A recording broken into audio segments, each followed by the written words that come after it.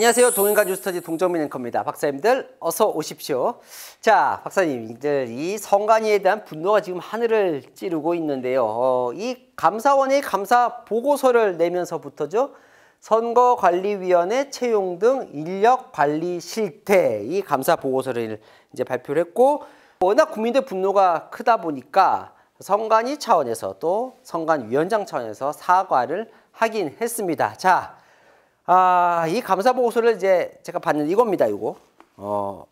제가 이게 사실은요, 제가 읽어봤는데, 요게 이제 385페이지예요, 무려. 이 감사 보고서가. 그만큼 내용이 많습니다. 요게 이제 제가 2페이지 종이 아끼는 차원에서 한 장에 2장씩 이제 모아가지고 뽑은 것만 해도 이 정도예요. 그 제가 다 읽어봤는데, 자, 읽어보니까 이거 뭐 거의 한 달 내내 동행가 뉴스터디에서 해도 될 정도예요. 근데 저희가 또 다른 것도 알아봐야 되니까 오늘 한 방에 제가 정리해 드릴 겁니다. 어제 김세환 사무총장과 그 아들 사례도 요 안에 들어있는 거예요. 자, 요 세자 이 아들 얘기는 제가 어제 전해드렸죠. 오늘은 그 나머지 선관위가 어떤 행태를 보였는가 이 감사 보고서 내용을 다 핵심만 정리를 해 드릴 겁니다. 보시다 보면 점점 이렇게 좀 게이지가 올라가실 수도 있습니다. 자, 준비되셨습니까? 출발합니다. 동투더 뉴스. 자, 선관위에 지금 이제 국민들이 많이 가장 분노하는 게 어제 그 김세환 사무총장 사례처럼 아빠 찬스로 이제 그냥 채용이 되는 무조건.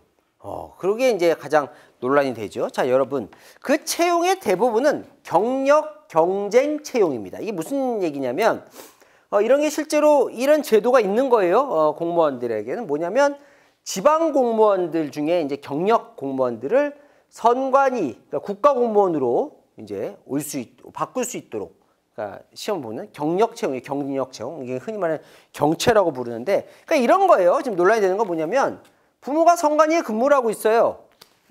자녀들은 군청, 구청 그런 이제 지방 공무원들이에서 일하고 있어요. 그러니까 여기서 부모가 일하고 있는 선관위로 이제 경력 채용을 시켜주는 거죠. 왜 일로 가고 싶어 하겠어요, 선관위를?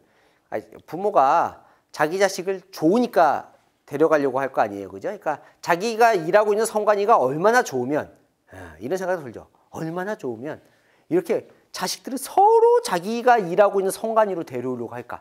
전 여기서부터 사실은 궁금하더라고요. 보통 그러기가 쉽진 않잖아요, 그죠? 내가 일하는 것보다 더 좋은 직업에 사실은 애들을 이제 보내고 싶어 하는데, 어떻게 된 게 이 선관위 직원들은 자기 자식들을 꿈이 자기가 일하고 있는 선관위로 데려오는 거예요. 그만큼 좋다는 얘기겠죠? 선관위 언터처블 기관입니다. 독립기관이라. 지금 감시도 안 받잖아요. 자, 왜 좋냐? 민원 없어요. 그죠?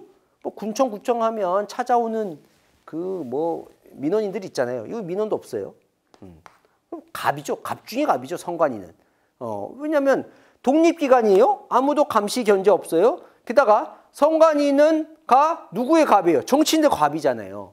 정치인들의 각종 부정한 선거들 막 발견하고 고발하고 하다 보니까 선관위는 갑 중에 갑이에요. 독립기관에. 게다가 승진 기회도 많습니다. 왜 승진 기회가 많은지는 제가 좀 이따 설명을 드릴 겁니다. 승진도 잘 돼요. 감시도 안 받아요. 갑 중에 갑이에요. 게다가 우리 부모가 백도 있어요. 선관위 들어가면. 그러니까 다 선관위 가고 싶어 하는 거예요. 자식들은. 자, 그런데 더 황당한 건 뭔지 아십니까? 선관위는요. 이 경력 경쟁 채용을 언제 제일 많이 하느냐? 선거철 때 제일 많이 합니다. 왜냐? 자, 선거철 때 더 열심히 일하려고 채용을 하는 게 아니라 선거철만 되면 휴직자가 늘어나요. 이게 좀 황당한 거죠. 선관위는 언제 일을 하겠어요? 선거 때 일을 제일 많이 하겠죠. 그래서 일각에서는 굳이 평시에 선관위를 둘 필요가 있느냐. 선거 때만 TF 조직처럼 꾸려도 되는 거 아니냐. 왜 선관위 직원이 몇 명인지 아십니까? 3,000명이에요. 3,000명. 이 사람 월급 다 누가 냅니까? 국민이 냅니다. 그러니까 3,000명이 평소에도 굳이 선관위가 그렇게 할 일이 있을까? 그러니까 선거철에만 선관위가 선거 관리하면 되는 거 아니야? 라고 얘기가 나오는데 오히려 거꾸로죠. 선관위는 선거철만 되면 일을 안 해요. 휴직을 해버려요. 2022년 대선과 지방선거가 연달아 있었잖아요. 일 많을 때죠. 흔히 말하는 대목이죠, 대목. 근데 그때 선관위 휴직자가 제일 많아요. 7.1%. 성관이 직원 100명 중에 7명은 휴직해버리는 거예요. 쉬는 거예요. 왜? 일이 많으니까. 그래서 지금 이제 조기 대선이 있을 수도 있으니까 지금도 이미 막 휴직자가 나오고 있다는 거 아닙니까? 대선 일 많아질까 봐. 자, 그러면 휴직을 해요. 그럼 어떻게 하냐면 그 자리를 경력 경정 채용으로 뽑는 겁니다. 새로. 그 뽑을 때 자기 자식들 뽑는 거예요. 자, 이게요. 지자체들은 엄청 골칫거리라고 합니다. 왜냐하면 선거 때가 되면 지자체도 바빠요. 선거 관리를 해야 되니까. 선거 관리를 그 선관위만 하는 게 아니거든요. 각 지자체도 각종 이제 행정할 것들이 많아요. 선거 관련해서. 그런데 사람을 그 선거철에 빼간다는 거예요. 선관위가 쏙쏙. 그래서 항의들이 많다고 합니다. 민원들이 많다고 해요. 근데 이 공무원 임용령에 따르면 그 다른 기관의 공무원을 전입시키려고 할 때는 해당 기관장이 동의를 받아야 돼요. 무슨 말이냐면 예를 들어 무슨 군청이나 구청에서 일하고 있는 공무원을 선관위가 데려가려고 하면 그 군청과 구청에 있는 장들이 동의를 해줘야 돼요. 근데 동의를 잘 안 해주려고 하죠. 왜냐면 지금 우리도 바쁜데 그럼 지금 빼가면 그 행정 업무 누가 하냐 이렇게 되는 거죠. 자, 그러면 동의를 안 해줍니다. 동의를 안 해주면 선관위는 어떻게 할까요? 내 자식을 데리고 와야 되는데 해당 지자체가 동의를 안 해줘요. 어떻게 할까요? 참 여기서도 이제 갖가지 꼼수들이 나옵니다. 신우용 전 상임위원 아들이 이제 선관위 오고 싶은 거예요. 그 아들은 안성시에서 근무를 하고 있어요. 안성시 지방 공무원이었어요. 근데 아버지는 이제 선관위 고위직이고, 그러니까 이제 아버지 이제 직장인 선관위로 오려고 해요. 그런데 안성시에서 시장이 동의를 안 해줘요. 안 해주니까 어떻게 하는지 아십니까? 그만둬요, 안성시를. 그만두면 어떻게 돼요? 안성시장의 동의가 필요 없잖아요. 근데 이거 말이 안 돼요. 왜냐하면 이건 지금 입사시험이 아니잖아요. 뭐예요? 경력 경쟁 채용이에요. 경력 경쟁 채용은 자격이 있어요. 어떤 자격? 지방 공무원이어야 돼요. 근데 그만뒀어요, 안성시를. 그럼 공무원 아니잖아요. 근데 그냥 동의 안 받아도 되니까 이렇게 해서 들어옵니다. 합격시켜줘요. 자, 또 다른, 여기는 또 심지어 자식뿐만 아니라 예비 사위까지 챙깁니다. 경기 선관위 과장 예비 사위. 근데 그 예비 사위가 어디서 근무했냐? 또 안성시에서 근무하고 있었어요. 안성시에서 또 안 해줘요. 그때 이 사람은 어떻게 하냐면 채용 조건을 바꿔버려요. 격오지. 그러니까 특수한 곳에서 일하기 때문에 이 사람은 일할 거기 때문에 이 사람은 굳이 동의를 받지 않아도 됩니다라는 걸로 해서 바꿔가지고 격오지 채용으로 채용을 바꿔서 합격을 시킵니다. 이게 문제가 될 거 서로 알아요. 그런데 감사원 감사 보고서를 보면 이렇게 되어 있습니다. 서로 야, 우리 목구멍이 포도청이야. 나중에 뭐라고 하면 우기면 돼. 제가 뭐라 그랬죠? 갑 중에 갑. 독립기관. 감시와 견제를 안 받기 때문에 지 멋대로 해요. 규정이 아니라도 규정을 다 바꿔 무시해버리는 거예요. 자, 심지어 이런 경우도 있습니다. 자, 여러분 보십시오. 이것도 황당한, 이것도 갑 중에 갑인 거예요. 예를 들어 청주 상당구 선관위 사무국장의 자식을 선관위로 이제 채용을 시키고 싶은 거예요. 그 자식은 어디에 근무하고 있었냐? 옥천군에서 근무하고 있었습니다. 옥천군의 군수가 동의를 안 해줘요. 안 해주니까 충북 선관위에서 선관위 과장이 이 옥천 군수에게 내려보냅니다. 누구를? 옥천군 선관위 계장을. 자, 옥천 군수에게는 정말 그야말로 갑 중에 갑이 누구예요? 옥천군 선거관리 담당자예요. 왜냐면 이 사람도 군수는 됐지만 재선해야 될 거 아니에요. 다음 선거 나가야 될 거 아니에요. 그러면 선관위가 이 옥천 군수 너 미워 하고 막 계속 쫓아다니면서 선거 관리하면, 선거 감시하면 피곤하잖아요. 그죠? 그러니까 잘 보여야 돼요. 근데 그 선관위 계장이 내려가서 옥천 군수를 만납니다. 만나서 결국 동의를 받아내지요. 얼마나 갑질입니까? 자, 여러분, 이 선관위 비리는요, 이제 시작입니다. 자, 이 채용 관련해서 제가 얼마나 황당한 일이 벌어졌는지 하나하나 제가 사례별로 설명을 드리겠습니다. 1번, 제가 유형화 시켰어요, 유형화. 1번, 대놓고 알리고 쪼기. 이게 뭐냐면 경남 선관위 과장이에요, 이 사람은. 근데 자기 딸이 그 경력 경쟁 채용에 응시합니다. 어디 선관위? 경남 선관위. 자기 아빠가 경남 선관위 과장이에요. 그런데 내 딸이 응시란 거예요. 대놓고 그 채용 담당 과장과 계장은 좁니다. 쪼아요. 뭐 전화도 쪼고요. 뭐 그러니까 대놓고 야, 내 딸 응시했어. 뽑아줘. 전화합니다. 메일 보내요. 메시지 보냅니다. 계속 좁니다. 그런데 이 딸이 아까 제가 뭐라고 말씀드렸죠?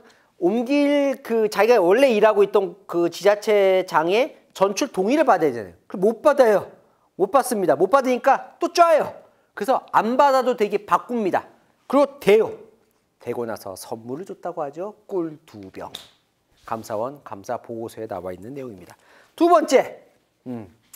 자, 채점표는 연필로 쓰세요. 이건 뭘까요? 네, 이게 자, 아빠가 백이 있다는 것만으로도 얼마나 큰 든든한 백입니까? 그죠? 근데 그게 아니에요. 아예 채점표를 지 맘대로 씁니다. 경력 경쟁 채용에 자식들이 신청을 해요. 그러면 원래 심사위원은 절반은 외부 인사로 해야 되는데 그게 아니라 그냥 다 내부 인사로 합니다. 어제 보신 분은 알겠지만 그 김세환 사무총장 아들 뽑을 때 다 내부 인사로 뽑았죠. 내부 인사를 뽑은 다음에 이제 경남 선관위, 서울시 선관위 다 이렇게 했는데요. 이게 그러니까 어떻게 보면 그 뭐 관행 같은 거기도 해요. 어떻게 하냐면 채점을요 연필로 하라고 합니다. 내부위원들에게. 왜 연필로 하라고 할까요? 왜? 연필은 특징이 뭐죠? 지워지니까. 자, 이런 거예요. 자, A 응시자와 B 응시자 직원 자녀가 있어요. 경남 선관위. 요 사람이에요, 요 사람. 요 사람 딸. 원래로 하면 떨어지는 거예요. 그러니까 연필로 어떻게 연필로 써요? 그러면 A 응시자 5점 받았어요. B 응시자 5점 받았어요. 직원 자녀 3점 받았어요. 그럼 떨어지게 되어 있는 거예요. 2명 뽑으면. 그럼 어떡하냐? 자, 연필로 썼잖아요. 그럼 이 담당자가 받아온 다음에 지웁니다. 연필을 샥 지워요. 지우고 직원 자녀한테 5점을 딱 주는 거죠. 합격. 경남 선관위도 그렇게 했고요. 서울시 선관위도 그렇게 했습니다. 경남 선관위 원래 썼으면 떨어지는 거예요. 그 수정해서 합격합니다. 서울시 선관위 원래 잘했던 사람 꼴찌로 만들어요. 네, 원래 잘한 사람은. 그게 무슨 얘기예요? 이게 핵심은 뭐예요? 공정하지 못한다는 건 무슨 얘기죠? 원래 붙었어야 할 사람이 떨어지고 원래 붙었어야 할 사람이 떨어지고 떨어져야 할 사람이 자기 아버지가 여기에 일한다는 이유만으로 채용이 됐다는 게 문제인 겁니다. 그죠? 이거 범죄죠, 이 정도면. 자, 심지어 세 번째 유형은 뭘까요? 자, 형식적으로 외부 인사로 구성하기도 해요. 그런데 외부 인사, 이 전남인데 어떻게 하냐면 외부 인사한테 뭐라고 얘기를 하냐면요. 점수를 매기지 말라 그래요. 이게 뭐냐면 이 면접 시험 이게 평가지를 주잖아요. 그래서 뭐 정신자세, 응용 능력, 지식 이런 거 하잖아요. 근데 점수를 쓰지 말라 그래요. 외부 인사에게. 사인만 하라고 해요. 사인만. 위원 서명. 그리고는 별도로 당신이 생각하기에 합격할 사람을 별도로 써서 내라고 합니다. 왜요? 자기가 써야 하니까. 박찬진 그 사무처장 자식을 이렇게 합격을 시키는데 전남 선관위에 들어가거든요. 면접위원들한테는 백지로 내라고 하고 그 이제 위원들 집에 가잖아요. 집에 가면 그 전남 선관위 관계자가 여기 점수 쓰는 거예요. 면접 시험 점수 자기가 매겨요. 그리고는 합격시키는 겁니다. 이렇게 해서 4명이 떨어집니다. 합격해야 될 사람이.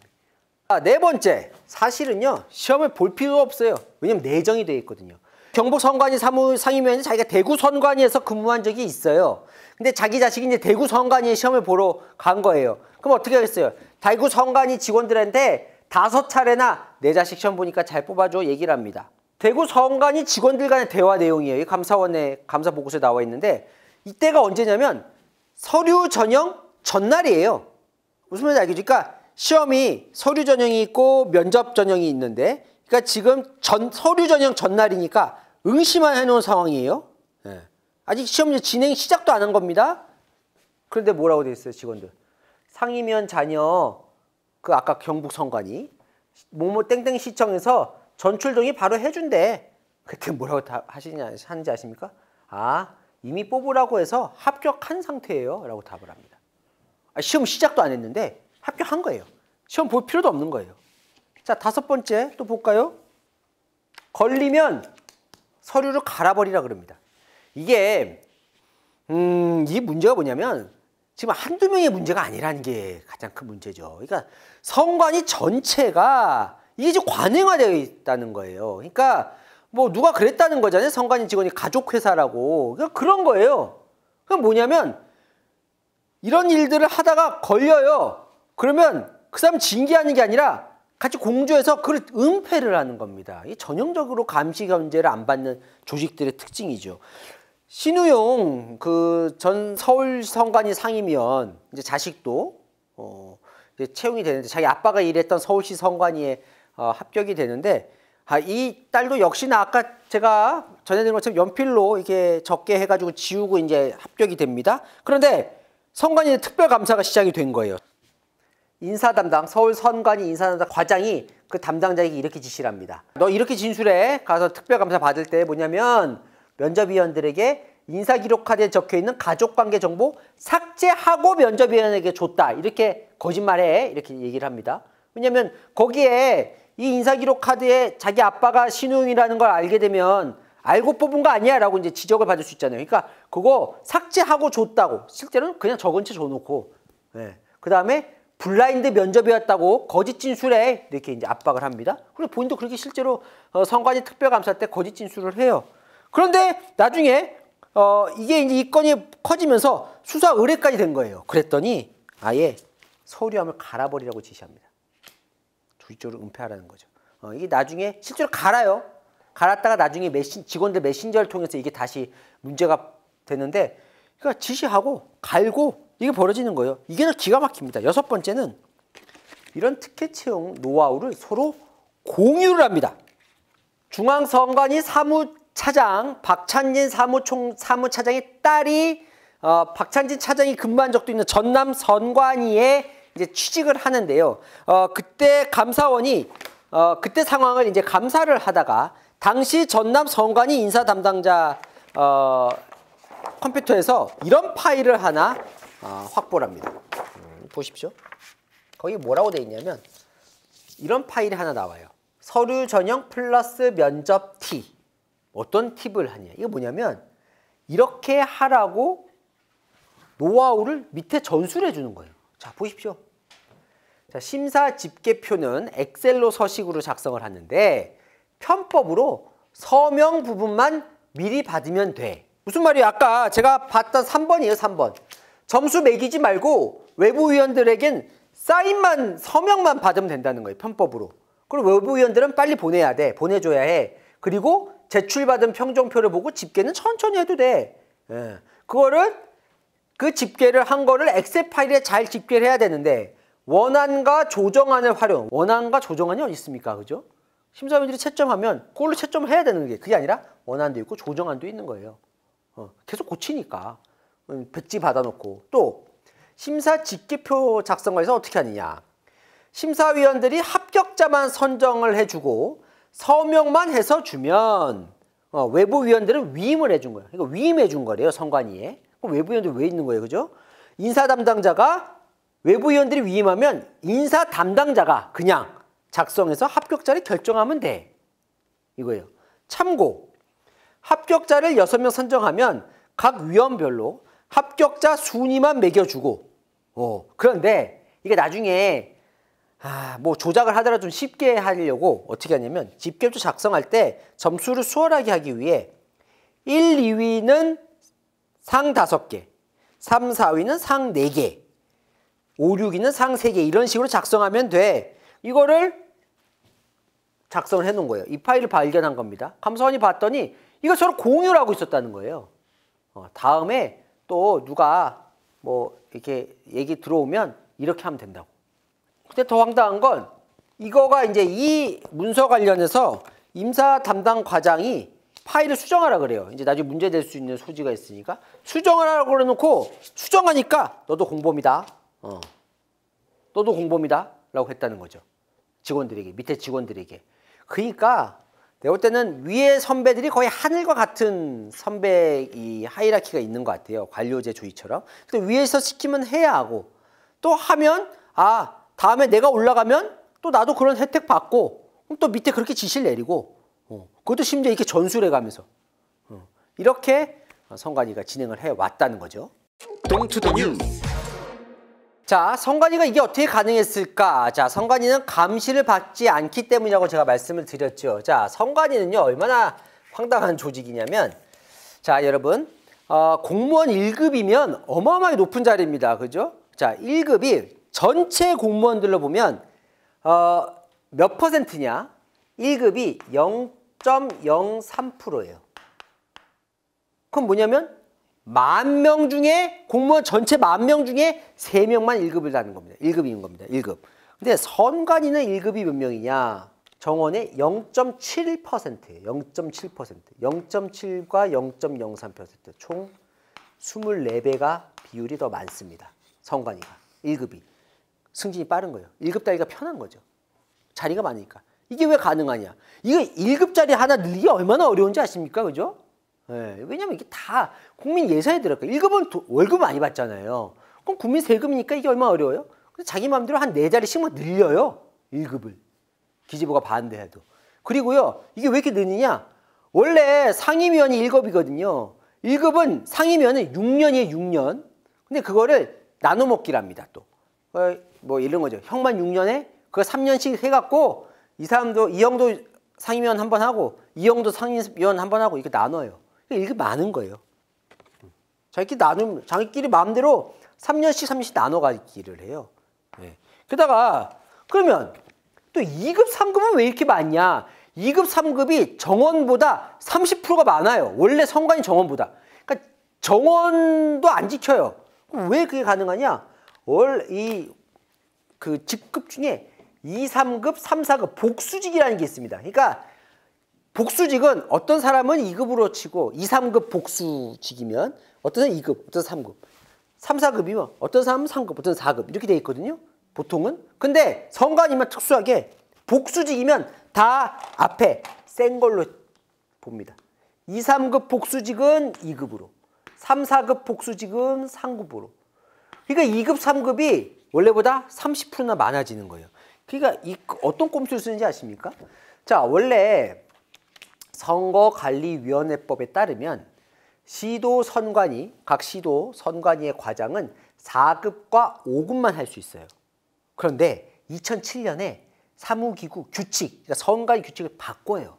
뭐라고 바꾸냐면 시도 선관위 과장에 지금 4급, 5급만 할 수 있잖아요.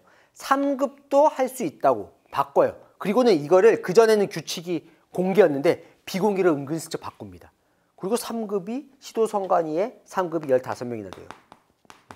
그러니까 계속 위로 올라갈 것만 늘리는 거예요. 급수를. 그러니까 승진이 빠른 거죠. 근데 이게 얼마나 황당하지 않습니까, 여러분? 자, 2022년 대선 때 소쿠리 투표 논란이 있었습니다. 그죠?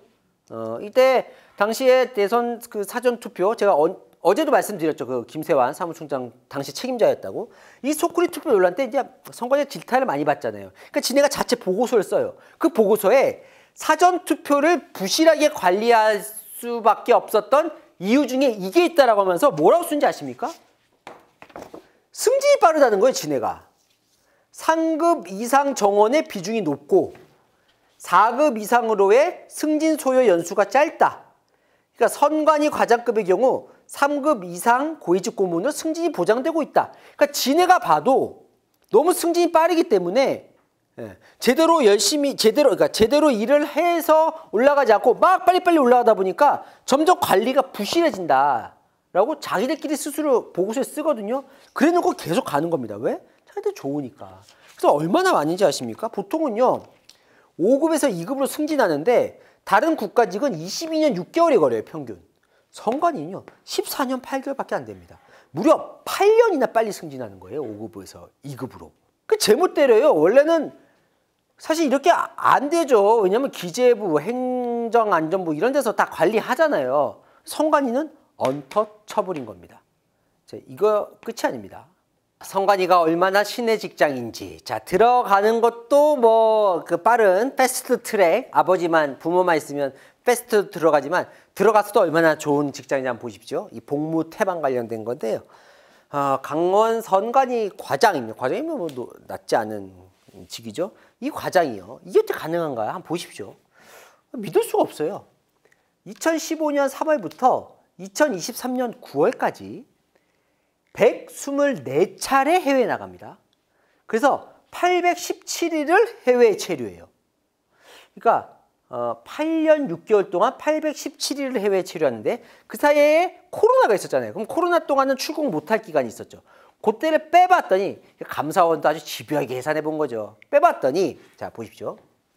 매년 해외를 20차례 나가요. 그러니까 20일 나간 게 아니고 20차례 나가요. 따져보니까 매년 130일을 해외에 머무릅니다. 그러니까 365일 중에 130일을 해외에 나가 있는 거예요. 근데 여러분 착각하지 마시고 해외 출장 아닙니다. 그죠? 뭐 성관이가 130일 해외 나갈 출장이 뭐가 있겠어요? 출장 아니에요. 놀러 나간 거예요, 놀러. 130일을. 오, 그게 어떻게 가능할까부터 놀라운데, 자, 심지어 다 갈아줬어요. 왜냐면 해외 체류 중 183일을 마치 정상 근무한 거나 병가를 낸 것처럼 올립니다. 이게 뭐냐면 무단결근 100일 3시간. 허위병가 뭐냐면 가짜 진단서 내는 거예요, 나중에. 81일. 공가 2일에서 183일을 해외에 놀러 나가놓고 마치 정상적으로 근무한 것처럼, 그리고 내가 아파서 한 것처럼, 쉰 것처럼 합니다. 이게 어떻게 가능했냐? 이 전체 기간은 아닌데 일부 기간은 셀프 결제. 그러니까 뭐냐면 자기가 그 담당자예요. 이런 거 처리해주는. 그러니까 자기는 해외에서 실컷 놀아놓고 나는 아파서 혹은 나는 근무하고 있었다. 한국에서. 이거 가라를 올리는 거예요. 그 지가 결제하는 거예요. 자기가 결제하는 거예요. 셀프 결제. 이게 어떻게 가능합니까? 그렇게 해서요. 받지 말아야 할 급여를 3,800만 원을 받아갑니다. 다 국가 세금인데. 이게 적발된 거예요. 대단하죠? 자, 전남 성관이에 있는 7급 직원. 로스쿨 가고 싶어요. 그래서 휴직을 합니다. 원래는 휴직 안 돼요. 로스쿨 공부하겠다고 연수휴직을 해요. 연수휴직. 제가 연수 가는 거라고. 그래서 해외 연수 같은 거 이제 연수 가잖아요. 근데 그게 아니라 자기 그냥 개인 로스쿨 준비하려고. 근데 연수휴직 허용을 해줍니다. 그래서 2년 쉬어요. 합격해요, 로스쿨에. 그 근무 시간 중에 로스쿨 강의 들어요. 그리고 졸업합니다. 대단한 직장이죠. 자, 제외 선거관이 더 기가 찬데 2011년부터 선관위가 제외 선거관을 전 세계에 보냅니다. 그러니까 뭐냐면 제외 동포들도 투표를 하잖아요. 그걸 이제 나가서 선관위가 나가서 관리를 하겠다는 거예요. 그러니까 어디로 나가냐면 각 대사관에 나가요. 예를 들면 뭐 미국에 있는 미국 대사관, 일본 대사관 같은데 나가는 거예요. 이제 선관위 직원들이. 그래서 이제 선관위가 이제 뽑아서 보내는 거예요. 제외 선거관들을 이렇게 몇십 명씩 보냅니다. 근데 사실은 저도 사실 이거 기억나거든요. 근데 보낼 때부터 저도 좀 의심했었어요. 이거 그냥 선관위 나가서 자리만 차지하고 노는 거 아닌가 싶은 생각이 들었는데 뭐 필요하다고 하니까 또 제외 동포들 투표 관리도 투표 중요하잖아요. 예. 그런데 감사원이 감사를 해보니까 이것도 한번 보십시오. 좀 궁금한 결과가 나왔는데 선거관을 보낸 공간이 있고 안 보낸 공간이 있어요. 그죠? 다 보낼 수는 없으니까. 근데 수십 명이 갑니다. 가는데 첫 해에 55명이 나가거든요. 55명. 2011년 첫 해에. 그러니까 전 세계에 55명의 선관위 직원이 제외 선거관으로 나가는 거예요. 보통 인기가 많겠죠. 또 외국에 나갈 수 있는 기회니까. 그 국가 돈으로. 네. 어쨌건. 그런데 지금 계산을 해보니까 지난해 총선 투표를 봤더니 제외 선거관이 나간 공간의 투표율은 3.7%. 그러니까 제외 선거관이 안 나간 공간의 투표율이 6.8%. 이게 뭐예요? 안 나가니까 투표율이 더 높아요. 그러니까 제외 선거관의 역할 중에 하나는 공정한 투표 관리도 있지만 좀 투표율을 높이자. 왜냐면 해외에 사는 분들이 투표하기 힘들잖아요. 귀찮을 수 있잖아요. 그죠? 우리나라에 살진 않으니까. 갔는데 투표율이 더 낮아요. 물론 이거가 제외 선거관이 일을 안 해서라고 딱히 말할 수는 없겠지만 하여튼 이렇다는 겁니다. 저도 궁금합니다. 그럼 열심히 일했냐? 그것도 아닌 것 같다는 거죠. 왜냐? 자, 작년 총선에 맞춰서 22명을 내려보냈는데 파견 전에 원래는 기껏 이제 보직 없이 그러니까 일 안 하고 그냥 준비하는 거죠. 이제 자기 나갈 거 준비할 수 있는 건 2주 이내예요. 네, 2주 이내요. 근데 파견 전에 6주간 재택근무를 하게 합니다. 재택근무를 하게 해놓고는 뭘 하냐면 과제를 하나 줘요. 그러니까 과제. 근데 그 과제가 뭔가 봤더니 이미 지난 대선 때 다 했던 과제예요. 그게 뭐냐면 사실상 인수인계 받는 거예요. 그냥 6주 동안 그냥 그 전에 있는 사람들이 뭐 했나 보는 거예요. 그리고 자기가 이제 그거 비슷하게 해서 과제 작성해서 내는 거죠. 그 인수인계 한다고 6주 동안 회사에 안 나오고 6주면 한 달 2주잖아요. 한 달 2주간 그냥 집에서 있었던 거예요. 일 안 했을 가능성이 높은 거죠. 이렇게 해서 원래 2주보다 길게 할 수가 없는데 최장 3개월 동안 재외선거관으로 선발이 되면 가기 전에 한 3개월을 재택근무를 시키고 그냥 일 안 하고 준비하게 했다는 겁니다. 네. 진짜 좋은 직장이죠. 게다가 아니 해외 나가요. 그럼 당연히 여러분 뭐 경쟁이 있을 거 아닙니까? 그 경쟁 중에 뽑아야 될 게 하나 뭐겠어요? 어학능력. 당연히 영어. 뭐 해외 나가면 영어를 해야 돼. 미국에 가면 영어를 해야 되고 일본에 가면 일본어를 할 줄 알아야 될 거 아니에요. 재외선거관 그래도 하려면. 예. 근데 기준이 있어요. 토익 790점, 토플 227점, 탭스 700점. 그다음에 뭐 일본은 JLPT 이런 것들이 다 이거는 이제 선관위뿐 아니라 원래 모든 이 공무원들 나갈 때는 그런 기준을 이상 해야 됩니다. 그러니까 어느 정도 영어를 해야만 나갈 수가 있어요. 그런데 선관위는 그 어학 능력을 유일하게 보지 않습니다. 왜냐? 자, 첫 해에 2011년에 처음부터 내보내기 시작했잖아요. 그때 선관위가 요청을 해요. 외교부에. 우리는 어학 요건을 면제해 주세요. 그랬더니 처음에 안 된다 그래요. 아니 왜 선관위만 예외로 합니까? 안 된다 그래요. 그랬더니 선관위가 뭐라고 얘기를 하냐면 우리는요 선거 관리를 해야 되는데 외국어 이 조건을 맞추려고 보니까 선거 관리 경험이 없거나 능력이 부족한 신규 직원만 갈 수밖에 없어요. 아니 2011년에 갑자기 재외선거관 55자리나 마련해 놓고 이걸 외국어로 다 뽑아라 그러면 어떡합니까? 라고 얘기를 해요. 그래서 그러면 첫 도입에만 면제를 해드리겠습니다 했어요. 없이 보냈어요. 그러니까 첫 2011년에 55명 보냈다고 했잖아요. 그중에 이 아까 제가 말한 뭐 토익 790, 토플 227, 탭스 700 여기에 맞는 사람은 3명밖에 없었대요. 그러니까 55명 중에 3명만 넘었는데 52명은 자격이 안 되는데 간 거죠. 외교부에서 자 다음에 보내실 때는 어학점수 내셔야 됩니다. 근데 안 내요.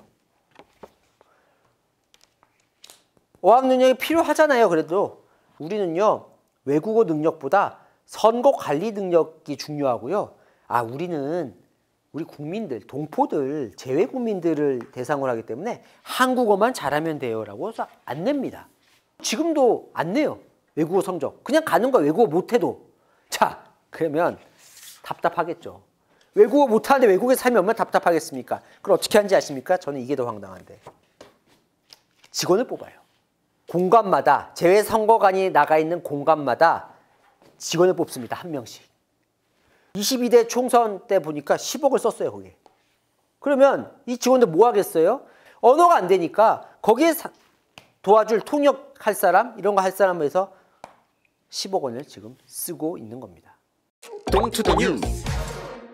자, 시청자 여러분, 어제와 오늘 두 차례에 걸쳐서 선관위의 민낯을 제가 감사원 감사 결과 380페이지를 보면서 정리를 해드렸습니다. 여러분 어떤 생각이 드셨습니까?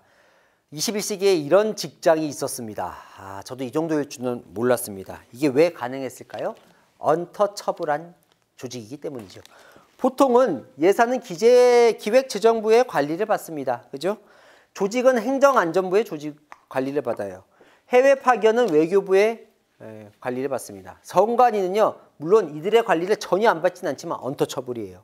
이들도 선관위를 건드릴 수가 없습니다. 왜? 헌법상 독립기구라는 이유만으로. 그래서 감사원이 이번에 감사했습니다. 그죠? 근데 앞으로는 못합니다. 왜? 헌법재판소가 그 감사원의 선관위 감사가 위헌적이고 위법적이라고 판단을 내렸거든요. 이건 꼭 뭐 헌법재판소의 잘못이라고만 보기도 어렵습니다. 우리 헌법상 독립기구로 되어 있기 때문에 그것만 보고 판단해야 되는 헌재로서는 이렇게 판단할 수 있었죠.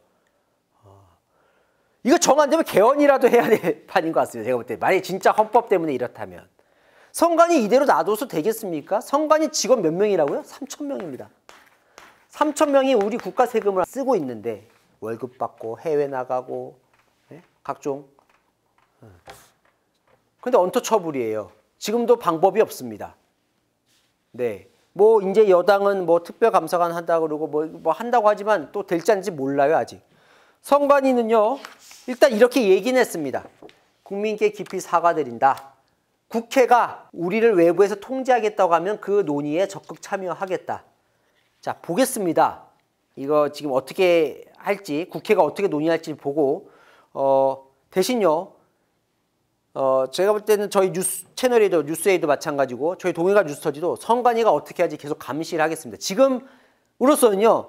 할 수 있는 건 언론밖에 없어요. 그죠? 감사원도 못해요. 기재부도 못해요. 행안부도 못해요. 외교도 못해요. 국회와 언론밖에 없습니다. 네, 감시하겠습니다. 저희 동해가 뉴스터디에서 저희가 지난번에도 가장 자세하게 뉴스터디에서 전달을 해드려서 그때도 제가 저희께 화제가 됐었는데 제가 오늘도 이번에도 일부러 조금 겹치는 것도 있었지만 지난번과 감사원 감사보고서 제가 다 읽고 핵심을 다 전해드렸습니다. 이건 언론의 역할인 것 같아요. 선관위 어쨌든 국민의 세금을 쓰는 이 조직이기 때문에 제가 철저하게 감시를 하겠다는 말씀을 드리면서 퀴즈 나갑니다. 선관위 감사 결과 드러난 직원 자녀 특혜 채용의 천태만상 제가 전해드렸습니다. 그중에 해당하지 않는 건 1번 면접 채점을 연필로 하기, 특혜 채용 노하우를 서로 공유하기, 월급과 수당을 한쪽에 몰아주기, 걸리면 서류 없애기, 서류 갈아버려라 하기. 뭘까요? 자, 정답 밑에 댓글로 남겨주시면 제가 5분 추첨해서 박사님 선물 드리도록 하겠습니다. 아유, 참 이틀 동안 약간 목소리도 높였는데 하여튼 복잡한데 궁금하시도 댓글로 남겨주시면 제가 정리해서 또 알려도 드리고 선물도 드리도록 하겠습니다. 자, 아시죠? 평일 오후 7시 뉴스, 주말 오후 3시엔 동인간 뉴스터디. 오늘 순서 여기까지입니다. 감사합니다.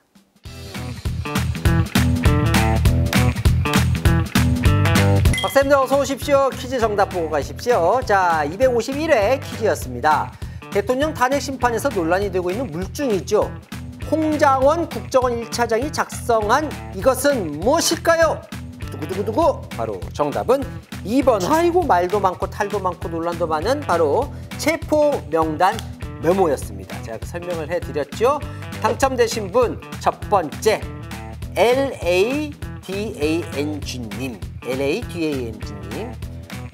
이야기 복잡한 부분을 시간 순서대로 그림으로 쉽게 설명해 주셨다. 네, 2번. 네, 감사합니다. 축하드립니다. 두 번째 당첨자는 장 사장님.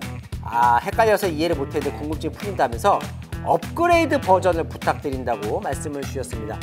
뭐 여러 가지 지금 필적 감정 얘기도 나오고 뭐 이렇게 지렁이 얘기도 나오고 하는데 그 부분은 좀 정리가 되면 뭔가 좀 이렇게 진실이 좀 정리가 되면 제가 기회가 되면 또 설명을 해드리도록 하겠습니다.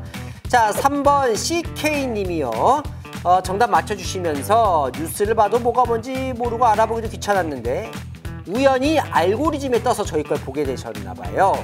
제가 몰랐던 내용들을 정말 완벽하게 정리해 주셔서 감사합니다. 앞으로 이 채널만 봐도 될 것 같습니다. 감사합니다. 제가 열심히 한 방에 정리를 해드리겠습니다. 자, 네 번째 당첨자님은 다클라님. 휴가 잘 보내고 오세요 라고 해주셨네요. 귀에 쏙쏙 들어온다면서 휴가 저 잘 다녀왔습니다. 네, 일주일 동안 잘 기다려 주셔서 일주일 나가는 동안에 제가 또 라이브도 이렇게 그냥 복습 차원에서 틀어드렸는데 토요일 일요일에 복습 많이들 하셨더라고요. 또 그 복습 보셨으면 앞으로 이제 제가 다음 주 이제 계속 그 관련된 것들 또 진행을 할 거거든요. 마지막 당첨자님은 아부님입니다. 아부. 이분도 휴가를 얘기해 주셨네요. 이 시국에 휴가를 가신다니요. 이 시국에 휴가를 다녀왔습니다. 네, 힘을 내서 또 이제 더 여러 가지 것들이 몰아칠 것 같아서 제가 약간의 공백기에 제가 다녀왔는데요. 이해해 주십시오. 네, 잘 다녀왔습니다. 어쨌든 당첨되셨고 정답 맞춰주셨으니까 선물 받으시고 노여움을 풀어주시기 바랍니다. 자, 당첨되신 분은요, 저 채널A 뉴스 유튜브 채널 들어가셔서 게시물란에 들어가시면 어떻게 선물 받으시는지 제가 설명을 해 놓았습니다. 꼭 선물 받아가시기 바랍니다. 네, 오늘 수업 여기까지입니다. 박사님 안녕히 계세요.